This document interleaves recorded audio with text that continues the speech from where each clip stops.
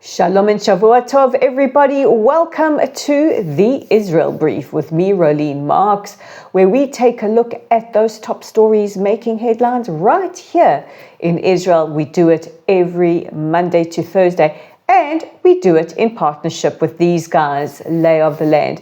So first of all, I just want to thank all of you for your get well messages and your remedies on how to overcome the flu. Yes, at the end of last week, I was hit by the dreaded lurgy, lost my voice, wasn't feeling so great.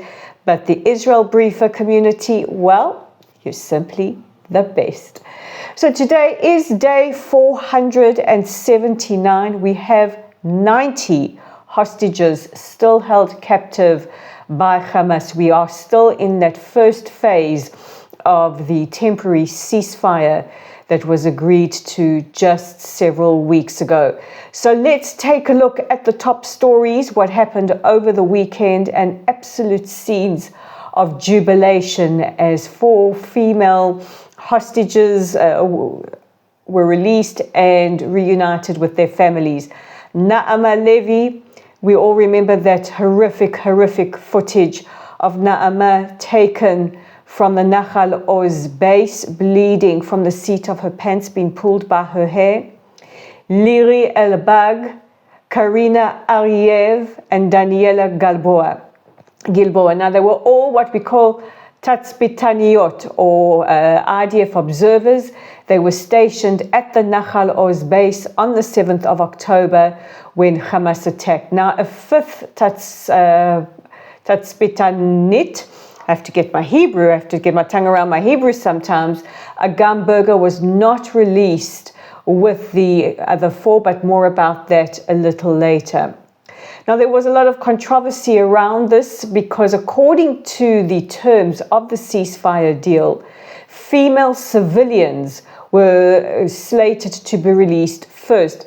Now, there are 2 female civilians that remain captive, Shiri Bibas and Abel Yehud. Nevertheless, the 4 young women were released, not without a horrendous theater and parade by Hamas. You could see in the footage Hamas terrorists in their uniforms. Amazing how they managed to come out of the tunnels and find their freshly pressed uniforms. And what I also found quite amazing was that for nearly 16 months, we've been told of genocide and starvation in Gaza.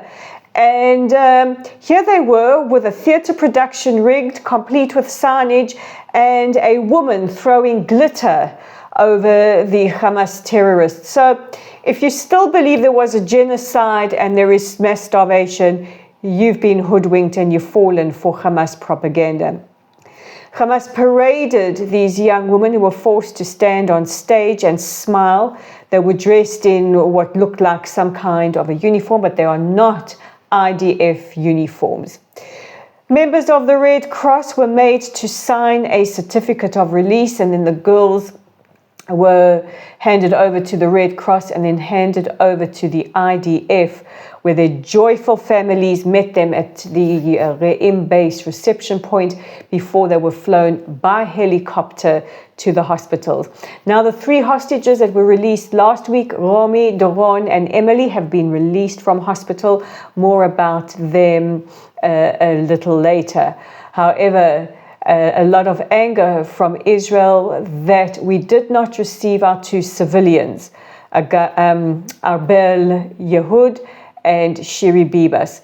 Now, the IDF chief spokesperson Daniel Hagari, in his press briefer, castigated Hamas for failing to abide by the terms of the ceasefire, and also expressing grave concern about the situation of the Bibas family. And here I want to stress, the IDF chief spokesperson said we still have no information about their whereabouts.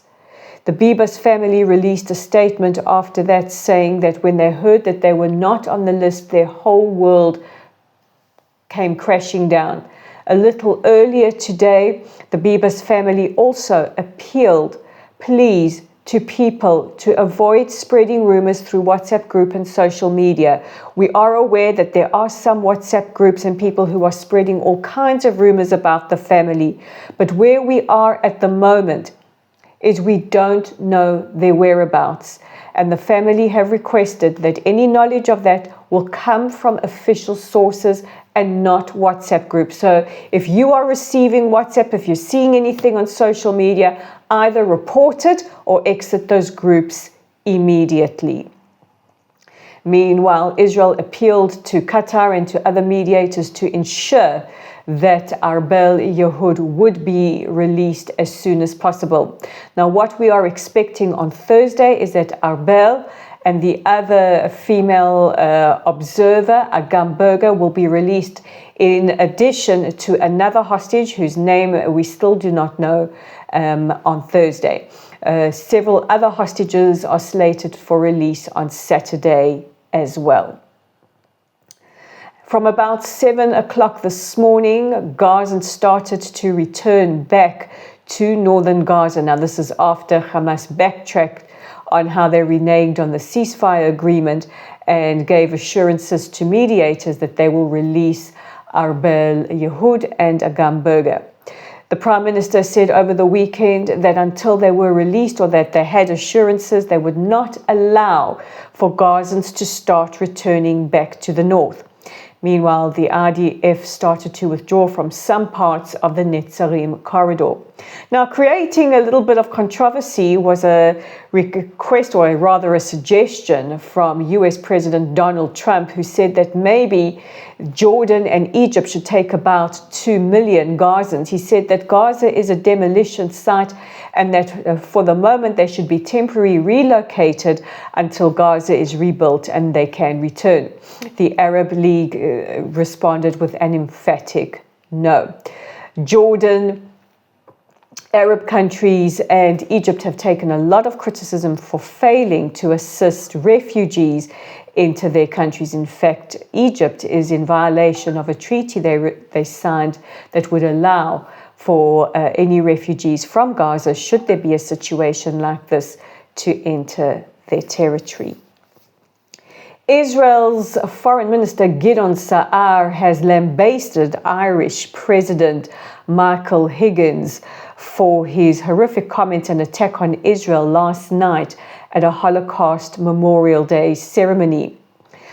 Several of the attendees, some of them members of the Jewish community, stood up, turned their back, and at least one woman, a pregnant woman, was physically dragged out of the event, which is just too horrendous to see.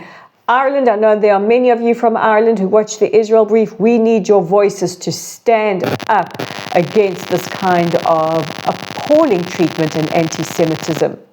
The foreign minister accused Higgins of cheap, despicable provocation, and this follows relations between Israel and Ireland turning extremely frosty over the last now nearly 16 months. And finally, and most important, today is International Holocaust Memorial Day. Now, this is a day that the United Nations has designated to coincide with the liberation of the Auschwitz death camp. This year marks 80 years since the liberation of the camp, where over 1 million Jews were exterminated. On International Holocaust Memorial Day, which is separate to Yom HaShoah, Israel's designated Holocaust Memorial Day, we remember 6 million Jews and members of other communities, including the Sinti, the Roma, members of the LGBTQ community, and political dissidents who were slaughtered by the Nazis. The Jewish experience, however, was unique in the way that Jews were singled out and marked for extermination, regardless of age or circumstances. In the shadow of the 7th of October and against the tide of the highest levels of anti-Semitism since the beginning of the war, we remember that the Shoah did not start with gas chambers and death marches. It started with words and exclusion. It started with othering, and it started with laws against the Jewish people.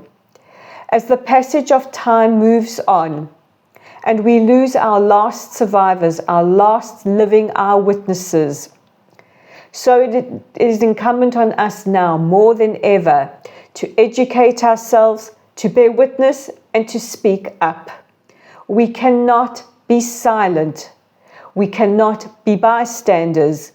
For the sake of future generations and for all of us, act now. We have seen what happens when anti-Semitism goes unchecked. Never again is not a slogan. Never again is a promise. And never again is now. And as we speak, over 80 of the world leaders, including His Majesty King Charles, are gathering at the Auschwitz Memorial to remember and to pay tribute to the victims of the Holocaust. This year there will only be 50 survivors because they are steadily, as time marches on, passing away. We are the generation that needs to teach future generations about what happened. Never again. And now let's take a look at the audience questions. We actually have two audience questions, one from Janine in Cape Town who says, why do the hostages look happy and well? Well, first of all, this is all just cosmetic, Janine. From reports that we have had in, we understand that the hostages are fed nutritious meals and are also perhaps given medication before they are set or before they are released in order to give that impression. But once we start to hear the testimonies from our hostages, we start to hear of the horrific conditions that they endured, including slavery, not being allowed to bath. At least one hostage in the last 7 that has been released spoke of being held in solitary confinement inside a tunnel. One of the hostages spoke about only getting half a pita a day and being starved until her stomach swelled. And of course, we are going to hear more and more as the days and weeks unfold. It is also now that they are released, taking them time to fully process what they have been through. So we will start to hear more as the days unfold. And Hillary asked, have the hospitals commented on on how they are doing? The hospitals won't comment too much because we have to respect the privacy of our hostages.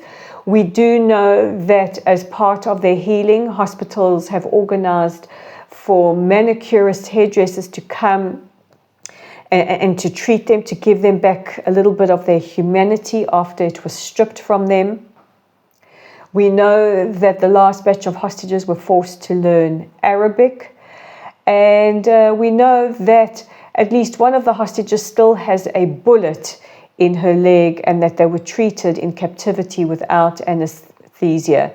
So I think the hospitals won't comment on how they are doing. They will give that space and respect to the hostages when they feel ready to speak about how they are doing. And those are our top stories for today, guys. Don't forget to send me your mention moron of the week. I'm already getting candidates, already.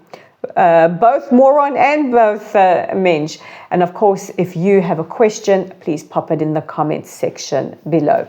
In the meantime, don't forget to check out our website at www.layoftheland.online. Our Facebook /Meta/ whatever you want to call it is at LOTLSITE, Lottle's site. We're on YouTube right here. So if you like us, you guys know what to do. Like, share, subscribe. We are on X at Lay of the Land 5, on Instagram at Rolene_Marks, and on LinkedIn at Rolene Marks. So guys, God bless you all. I will see you all tomorrow, and take care of yourselves.